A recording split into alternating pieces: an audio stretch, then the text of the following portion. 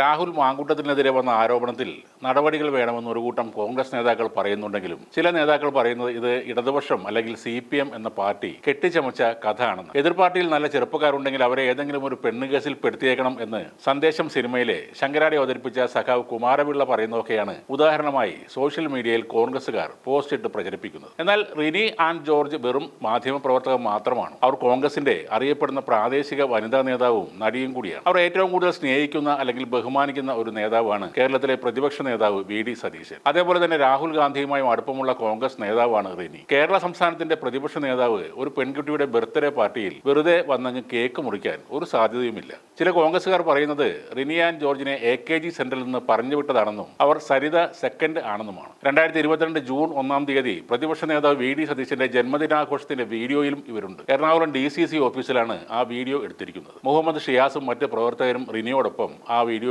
റിനി തന്നെ പങ്കുവച്ച തന്റെ സ്വന്തം ബർത്ത്ഡേ പാർട്ടിയുടെ വീഡിയോയിൽ സതീശനെയും കാണാം. റിനിയുടെ വീട്ടിൽ വെച്ച് നടന്ന ആഘോഷത്തിൽ പ്രതിപക്ഷ നേതാവായിരുന്ന സതീശനാണ് ചടങ്ങിലെ വിശിഷ്ട അതിഥി. അത് 2022 ജൂലൈ 19-നാണ് എടുത്തിട്ടുള്ളത്. പിന്നീട് നടന്ന രാഹുൽ ഗാന്ധിയുടെ ഭാരത് ജോഡോ യാത്രയിൽ സെപ്റ്റംബർ 23-ന് കോൺഗ്രസ് പ്രവർത്തകയായ റിനി ആൻഡ് ജോർജ് പങ്കെടുക്കുന്നതും രാഹുൽ ഗാന്ധിയെ നേരിൽ കണ്ട് ഹസ്തദാനം നൽകുന്നതും കാണാം. ഇവരെ എങ്ങനെയാണ് CPM കൊണ്ടുവന്ന് രംഗത്തിറക്കുന്നത്? VD സതീശനെ തന്റെ പിതാവിന്റെ സ്ഥാനത്താണ് കാണുന്നതെന്ന് പലതവണ റിനി പറഞ്ഞിട്ടുണ്ട്. ഈ കോൺഗ്രസുകാരുടെ കാര്യം വളരെ രസമാണ്. വർഷങ്ങളായി തുടരുന്ന അല്പത്തരം ഈ വിഷയത്തിലും അവർ കാണിക്കുന്നുണ്ട്. ഇന്നലെ വരെ തങ്ങളുടെ കൂടെ ഉണ്ടായിരുന്ന കോൺഗ്രസുകാരിയായ റിനിയെ ഇപ്പോൾ മുതൽ അവർ തള്ളിപ്പറയുകയാണ്. CPMന്റെ ഏജന്റാക്കി മാറ്റുകയാണ്. DYFI കൊടുക്കുന്ന പൊതിച്ചോറിന്റെ പിന്നിൽ അനാശ്വാസമാണെന്ന് പറഞ്ഞ പരമയോഗ്യനാണ് ഈ രാഹുൽ മാങ്കൂട്ടത്തിൽ. പ്രൈവറ്റ് ആശുപത്രികളിൽ ചികിത്സയ്ക്ക് പോകാൻ പണമില്ലാത്തവരുടെ ഒരു വലിയ ആശ്വാസമാണ് സർക്കാർ ആശുപത്രി. അവിടെ വരുന്നവർ കിട്ടുന്ന പൊതിച്ചോറിന്റെ വില ഒരു കാലത്തും ഒരു യൂത്ത് കോൺഗ്രസുകാരന് മനസ്സിലാവില്ല. വല്ലപ്പോഴും നടത്തുന്ന ഒരു പ്രകടനമോ ജാഥയോ കരിങ്കൊടി കാണിക്കലോ അല്ലാതെ ഒരുവിധ രാഷ്ട്രീയ പ്രവർത്തനവും നടത്താതെ